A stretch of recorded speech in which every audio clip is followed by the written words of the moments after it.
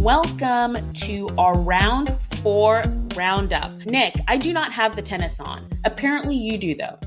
Oh, I do, yes. I am watching right now Jannik Sinner move 5-love up in the first set. That man is on a roll. This is why I don't have the tennis on and why I told you, you know what? I know the day of tennis isn't over, but I'm sure we can record because Pope, not Pope. Well, I was about to say Pope Sinner, but not Pope Sinner. Post-Pope Sinner is blessed and he's just going to win every match right now. Unless it's against Carlos Alcaraz. That's his little Achilles heel. Isn't that the weirdest thing? That's the thing about tennis. And we're going to get into it a little bit when we talk about Draper and Bublik, because in one instance, you can look like you are the GOAT. You're like the best thing ever to hold a racket. And then in the very next match, you look like Bambi on ice and it's not really all working. So here we are. Round 4 is almost over. But I think we kind of know what's going to happen. So we're just going to go with it. And if there's an epic upset from 5-love up, we will re-record the podcast. I guarantee you. But I think we're fine. Question. We'll start it with a question. What was your favorite moment of round 4? There's only one answer to this question, Nick, so you better pass. I'm going to say, Anastasia, you have not phrased that question correctly. Because the question should be phrased as, what was your favourite moment of Roland Garros round 4 and why is it Lois Boisson? Correct. That's the correct answer and question. I mean, I was tempted to respond with, do you want the correct answer or do you want my real answer? There's only one answer. But Boisson is the story of round 4, and I will take no other answers to that question. She beat Jessica Pegula in 3 sets today to make it to the quarterfinals of the French Open as a wild card. Hasn't happened since the 90s, I think, Nick, is the stat I saw. I'll have to double check that. But that hasn't happened, at least at the French Open, since the 90s. And the reason she's a wild card is she's ranked 362 in the world, which is crazy low. But why did she need a wild card? Because she should have had a wild card last year. But the week before the tournament, she entered a challenger, or a 125k event, we should officially call it, and ruptured her ACL, tore her ACL in the first round of that tournament and was out. Like that she was out for a while. She was 21. This was going to be a big break, and she didn't get in. And then she was out for 9 months because she had to go through surgery. So she was out for pretty much the year last year, and then came back this year and needed another wild card. And I think before the tournament, I was seeing some chats going around and people talking about like, who are they going to give the wild cards to? And, there's always a debate usually around wild cards, like who's going to get them. And I remember someone posting saying, I really hope they give it to Lois Boisson because she was supposed to have it last year and unfortunately suffered this very freak injury. And then she got it and I was kind of happy for her. I was like, hey, she's getting that second chance. We don't all get second chances. She got her second chance and boy, has she taken advantage of that second chance. Going into this match, I don't know what you thought, Nick, but going into this match, I actually thought Jessica Pegula had a problem. I did not think she was going to lose, but I thought you have a wild card already gone way further than she ever probably expected to, although we will talk about that. And she would be playing freely. She just has a free hit, basically, as they say. And I thought playing against someone like that, especially when they're from the home country, could be very tricky and difficult. What do you think going into it? I was in an interesting situation because I hadn't seen any of Boisson's matches, but I'd seen her make draw progress. I thought, you know what, she's made most of the opportunities that she's got. She was ranked less than any of the other players all the other players she's met to increasing degrees. And that third round against Giacomo, her fellow French woman, was a huge opportunity and she took it. And then I was like, cool. I'm interested to see how I'm not sure she's got enough against Pegula because Pegula is super consistent and I mean, to be fair, I wasn't expecting Pegula to get this far, to be honest. I thought she was going to fritz it, and I was wrong about that. And Is that a term now only this for specific Grand being Slam, upset? this is not something that I believe Tennis Fritz is in the habit of, because I fully believe he's going to be a factor at Wimbledon and the US Open. It was a this time of the year kind of specific situation. So no, this is nothing personal against Taylor Fritz.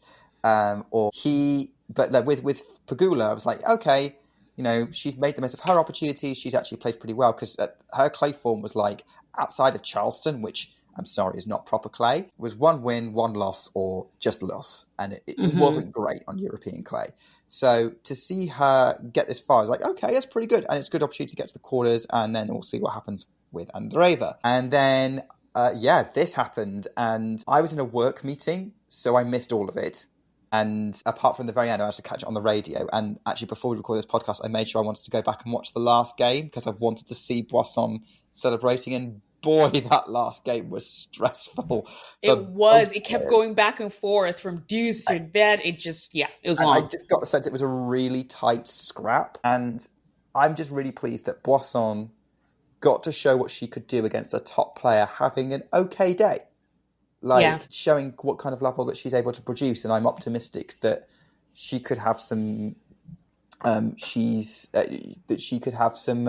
I guess words are escaping me here, similar results in the future. But right here, right now, she is the hero of France. She's the last woman standing. 25 years after Mary Pierce won the French, last person to win the singles. Mm-hmm. And I know she's ambitious for winning it herself one day. And there's a good reason why. She's wanting to win it. She's ambitious to win it. Now, she was asked in press, this is incredible run you've had. What are you going to take away from this experience? And her response was, it's really nice to get to the quarterfinals, but I'm here to win it. And I thought, that's it. I support Lois Boisson winning the French Open from here on out. Everyone else, step aside, because here she comes. And I love when athletes do that. Because this is a sport. I think we have a lot of fun with it and it's great. But it is a sport. Everyone should be here to win. And I do know the reality of the matter is they're the top players. And maybe if you're a lower ranked player coming in, you maybe want to have a hot streak against the top player, but you're not really expecting to win. I do know the reality of that does happen.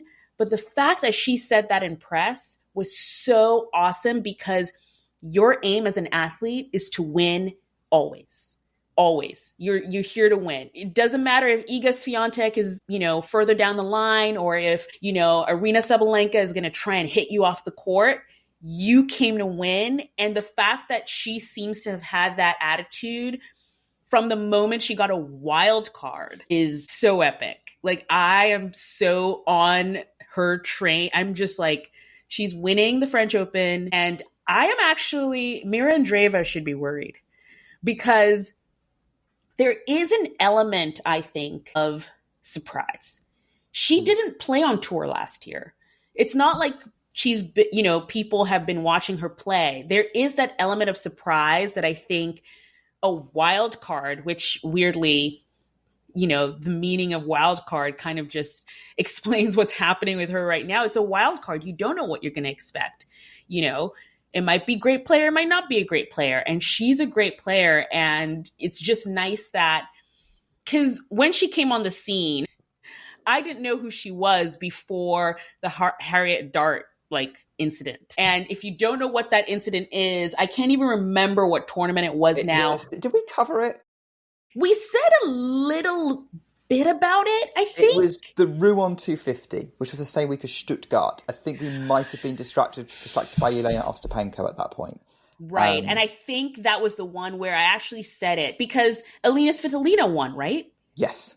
Yes, because I remember during that episode, I was like, Elena Svitolina won Rouen, and I didn't watch a moment of the tournament, except for this moment, because of course it was all over social media and stuff. But Harriet Dart was playing against her and she was losing. And on after one of the changeovers, as Harriet was walking from her chair to the baseline, she said to the umpire, you should tell her either, I can't even remember the exact wording, but it was to you the should tell her effect to of, wear deodorant because can you ask her to wear deodorant?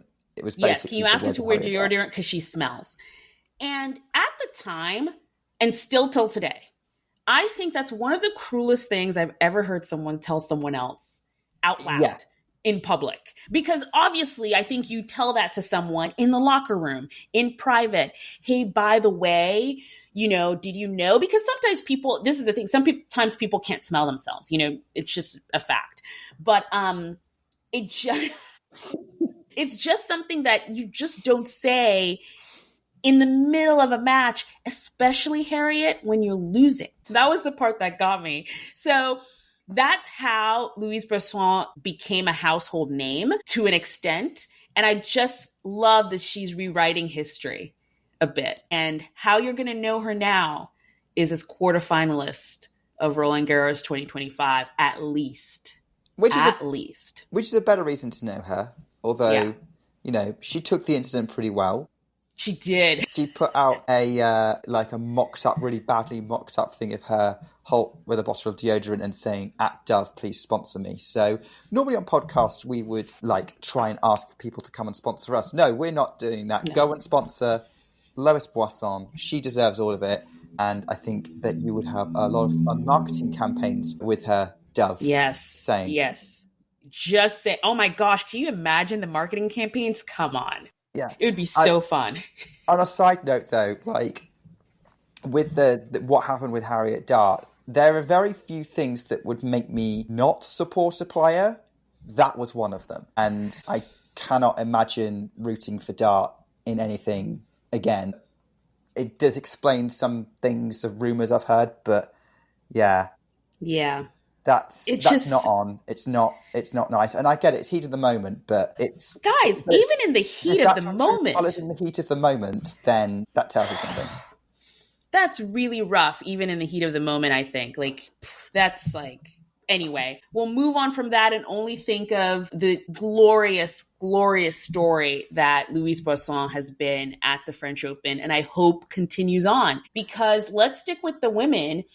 she will be meeting Mirra Andreeva in the quarterfinals. And Mirra Andreeva today beat Daria Kasatkina, her vlogging buddy. She's always on What the Vlog. If you don't know what the Vlog is, it's Daria Kasatkina's vlog that her girlfriend sort of films and edits, and they go behind the scenes of tournaments. But here's the thing, it's not just vlogging buddy for Andreeva.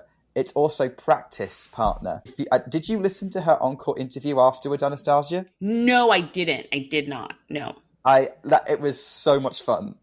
Because Mirra basically said, I hate playing her so much. And that's why I practice with... That's why they practice together, because Conchita Martinez, Mirra's coach, says, no, you need to play with people that you don't like playing. And it's not because they don't get on personally, because if you watch What the Vlog, it's very clear that they do get on. Otherwise, Andreeva would not be on that as much. But clearly, Daria Kasatkina plays in a way that makes you work. If you're playing Daria Kasatkina, you're in for a long match. You're going to have to hit the ball through her or hope, because she's just going to keep getting it back. And And so that's what's going on. So Mirra came out with that going, oh, I hate playing her so much. And pretty much said it on court. And that was quite funny to listen to.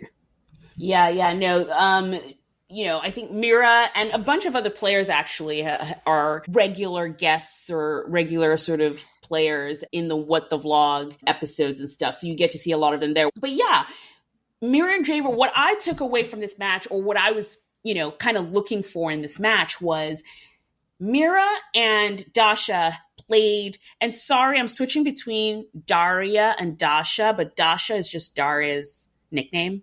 Yeah. And I usually just call her Dasha Kasatkina. But anyway, Dasha, they both played in Ningbo last year.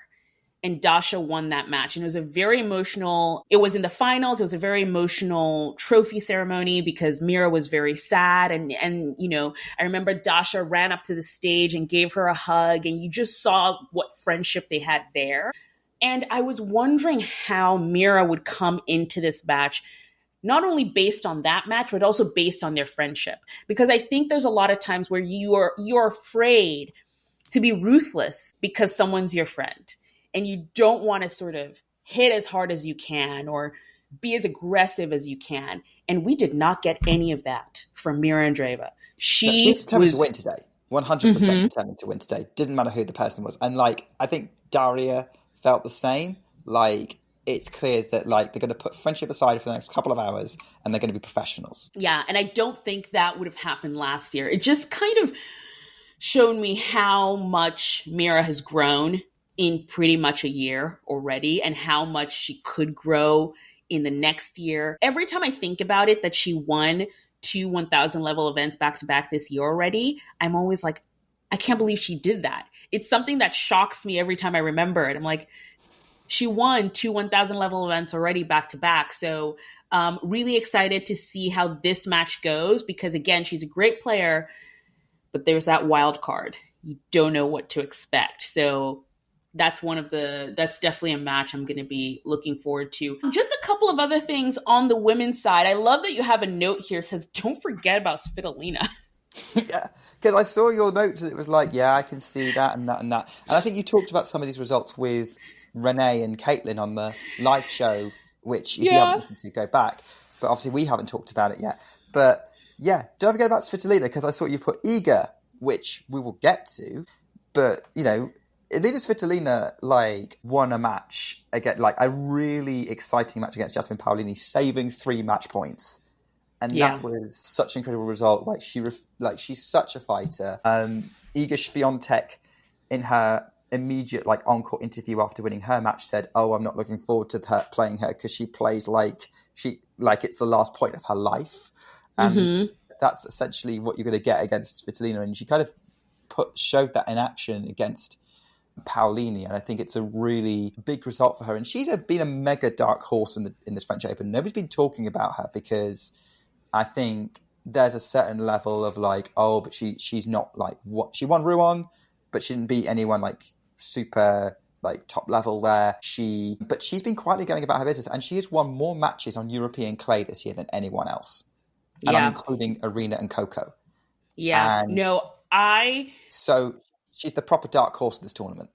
Yeah, I genuinely did forget about her because up until the Jasmine Paolini match, I hadn't watched one match that she played this tournament. And it's just like, she does this now. She'll just come out of nowhere and make it to the quarterfinals and be like, yeah, I'm here. Yeah, I'm still playing awesome.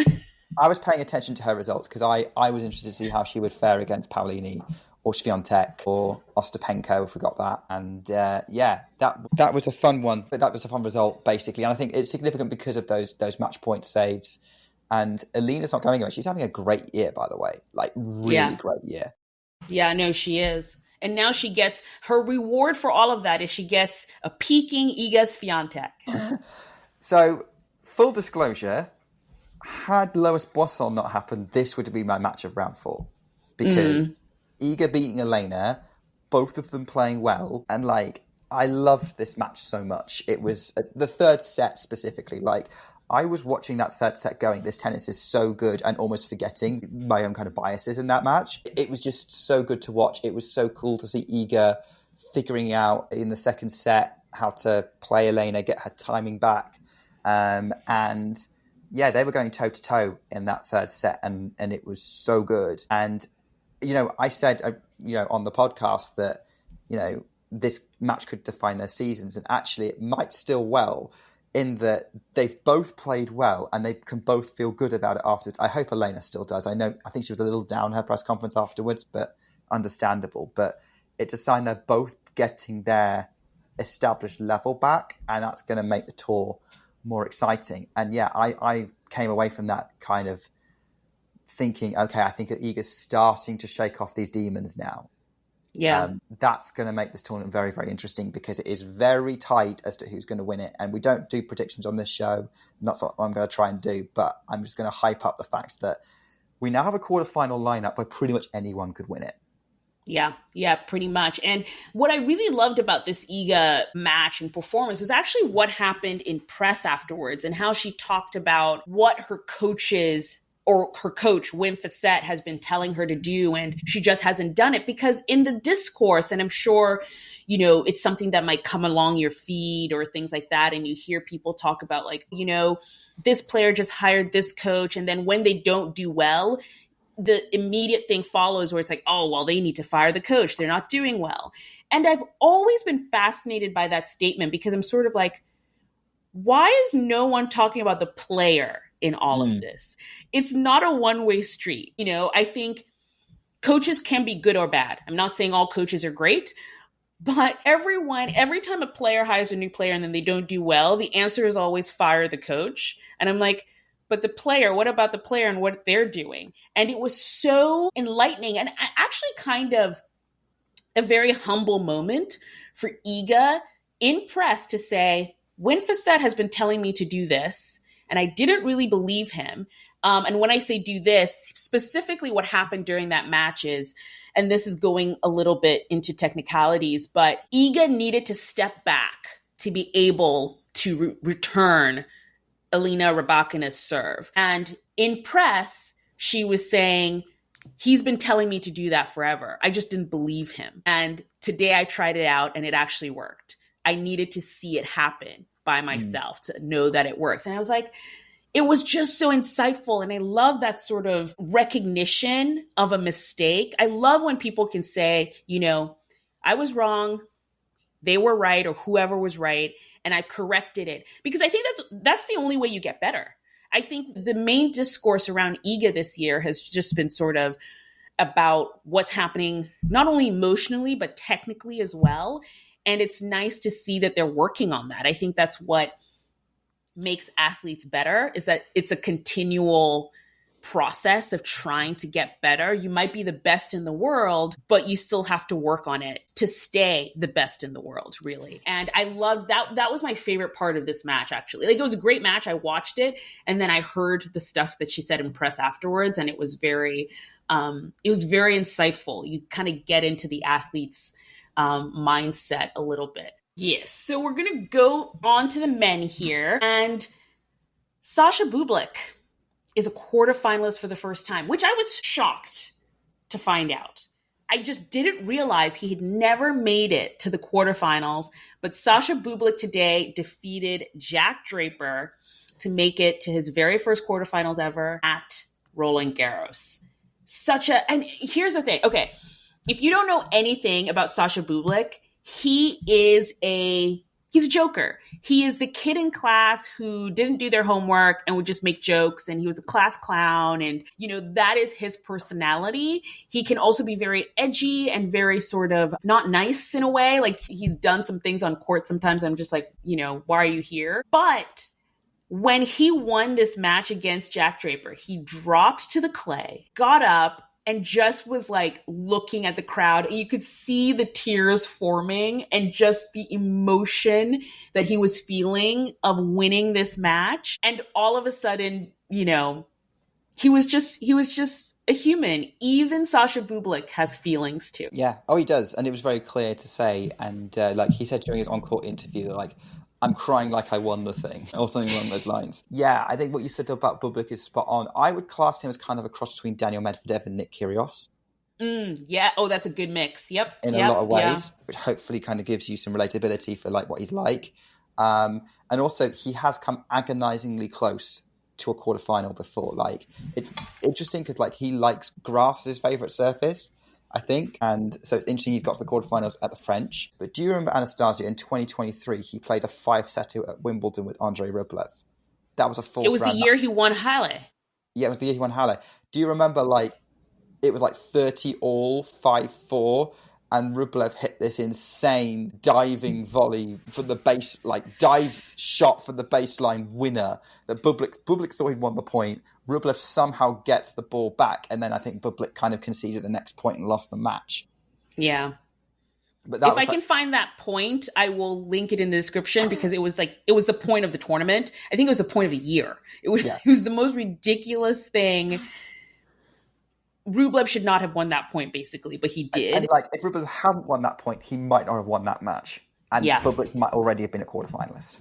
Yeah, yeah. No, but it's funny you bring up that exact moment because I was thinking of that year that Bublik won Halle and then went into Wimbledon on this high. It was the first time in me knowing Bublik that I was like, oh, he's serious. He's a serious tennis player because he had just won Halle. He came into Wimbledon, was winning all the matches, gets to the fourth round. It's against Andrei Rublev, a matchup that he could win, So there was this hype in this moment, and he was taking things very seriously over those few weeks. And as soon as it was over, he kind of reverted back to form and just went back to being, good old Sasha Bublik, who's good for. He's entertaining. I think the mix that you said of Daniil Medvedev and Nick Kyrgios is perfect because he's entertaining. He will underarm serve. He will drop shot. He'll do tweeners in the middle of serious matches. I think it was this year where it was during a changeover of I think it was at the Madrid Open. He was playing against Mensik. Now I remember. He was playing against Mensik. It was at the Madrid Open at the changeover. Mensik obviously is this hot new young player and he was winning. And Bublik just starts talking to Mohamed Liani, who's the umpire, and they just start having a conversation like they're out for coffee. He's like, man, these young players, they're just so good these days. And you're thinking, this is a match. Like, this is not an exhibition. It's an actual match that's happening right now. Sasha, you should be serious and focused on it, but that's who he is. He's just a joker. And to see him have this emotion and achieve this moment in his career was really sweet. It was nice to see. And you've kind of hit the nail on the head there because I was thinking about that Wimbledon 2023 comparison because he did look locked in and he looks locked in again because that's been pretty clear through this tournament that he's been locked in and he's been trying to win and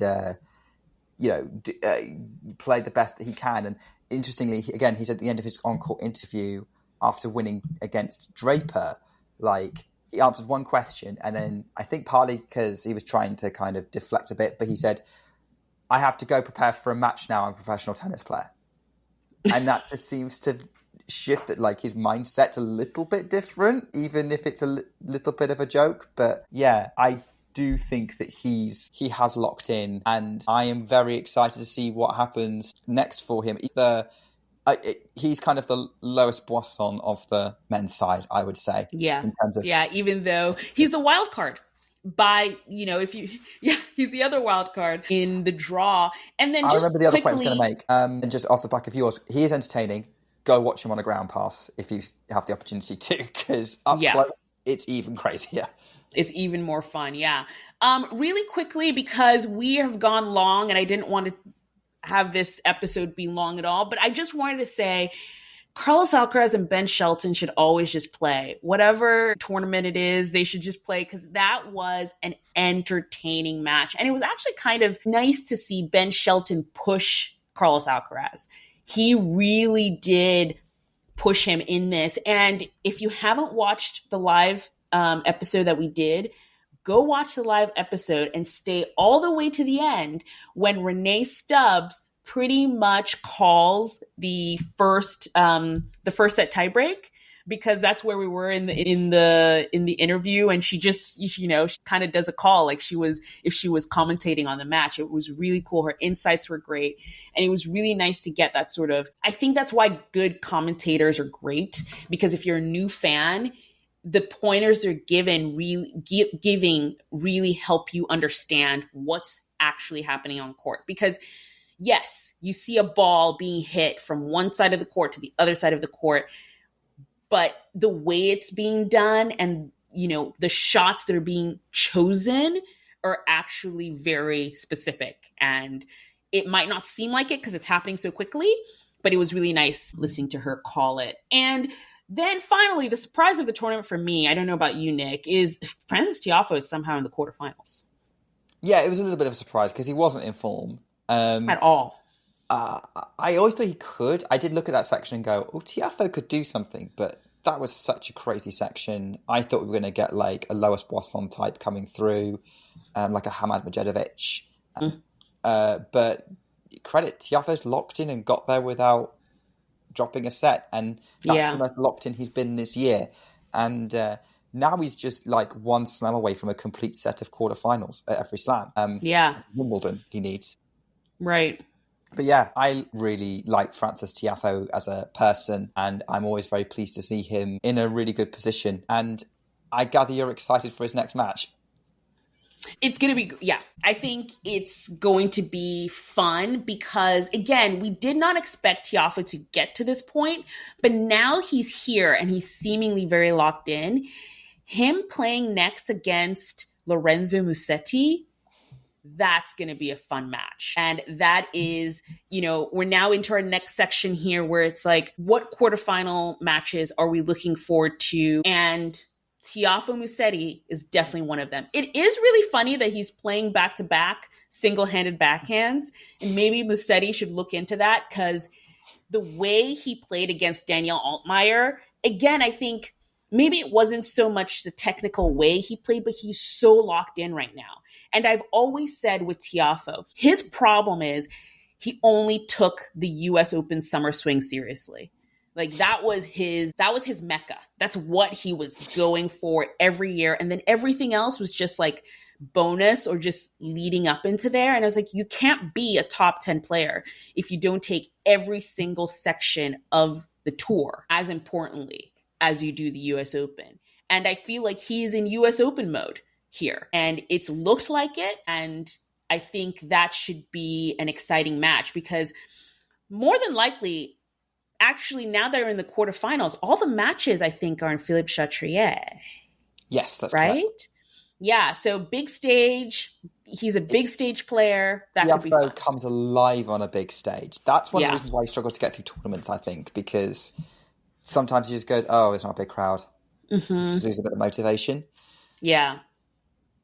Yeah, so I think that's definitely one for me. And then my second one, obviously, I've talked about it already. It's Boisson versus Mirra Andreeva. That's going to be popcorn.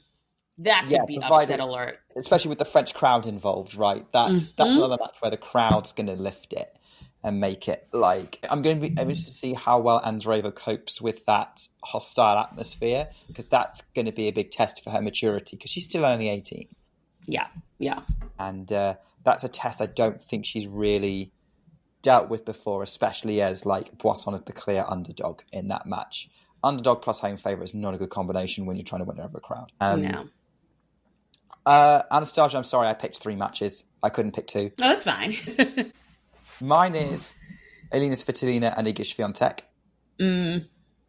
Because we've got the kind of the maybe resurging Queen of Clay versus the surging Dark Horse. And I'm interested to see sort of how much of this is a unstoppable force meets immovable object kind of situation. And I'm very, very excited for that match because I don't know which way it's going to go. I mean, to a certain extent, it's kind of similar with the other quarterfinals. But the other quarterfinal in the women's side that is like, oh my gosh, this could be brilliant, is Madison Keys against Coco Gauff. Because Madison's been playing so much better this French Open. Like, she's clearly another big stage player. Now she's won a Grand Slam. She's locked in. She wants this big tournament. We saw the same at Indian Wells this year. And Coco is also looking really, really good this tournament. On the whole, I think she always seems to have a really good first set and then a patchier second set. And I'm interested to see like a confident, battle-hardened Madison Keys against a confident, battle-hardened Coco Gauff on clay, or like any surface, to be honest, is going to be a blockbuster. And I actually think we're going to be in for a really, really good match with that one. And that is kind of hard to call now. Before the tournament, I wouldn't have said that. But now I'm like, oh, I think Maddie's got a real chance here. So... yeah. I'm up for that. And then my third choice, which has looked like we're going to get it, although Rublev is making this more of a set at the moment, but Jannik Sinner leads by a set and a break against Andrei Rublev. So, yeah, set and 4-3. If we get this match, which is likely at the moment, but again, we might have to re-record this, Sinner versus Bublik. And I'll tell you why. Jannik Sinner is an absolute machine at the moment, apart from against Carlos Alcaraz. And one of the reasons why he doesn't like playing Alcaraz is Alcaraz, first of all, makes him play his best, but also Alcaraz is a little bit unpredictable. And he's probably one of the more unpredictable players on tour. Sasha Bublik, who is now full of confidence, hitting monster second serves, drop shots or underarm serves or whatever, with the way he plays, you cannot predict what he's going to do next. If Bublik comes out swinging, Sinner's going to have a real handful, I think. I don't know if he'll lose the match, but I'm not here to predict it. What I'm here is Bublik's going to bring the fireworks and Sinner's going to have to try and dodge them and see what he can do there. So, I actually think that Bublik could give Sinner a really, really exciting match, and I think we should tune in for that if that is what the match we get is.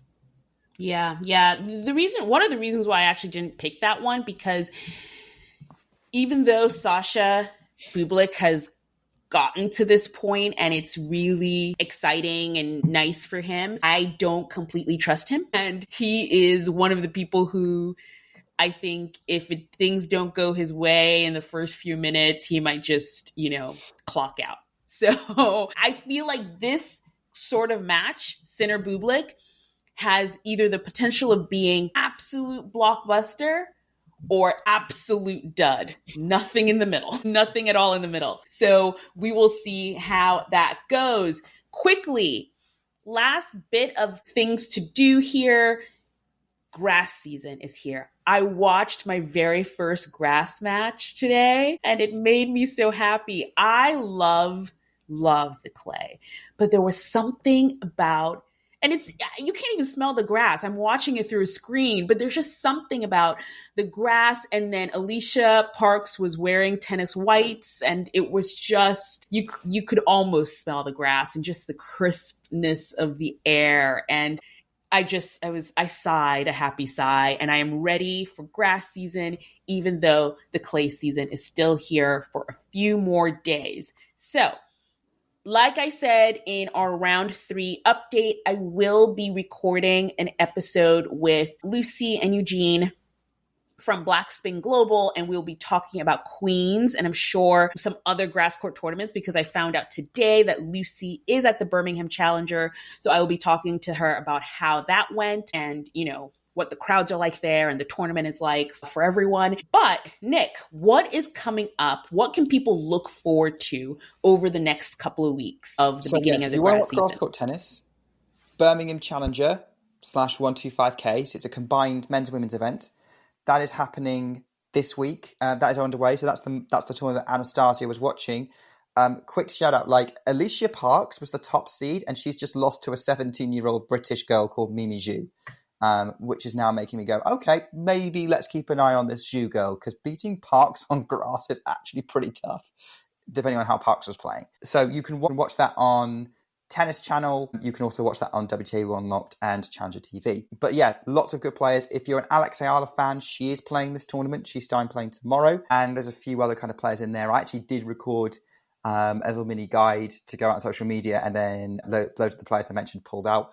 But thankfully, Alex Ayala is playing and is probably one of the stars of the tournament. They're kind of a little bit of an anecdote. I have a friend of mine who's from Hong Kong, who lives near me, and we discovered that Coleman Wong is playing, and he says that he wants to go and watch. He's going to go to the Birmingham Challenge if Coleman's still in the tournament. So I am hoping that Coleman stays in the tournament this week.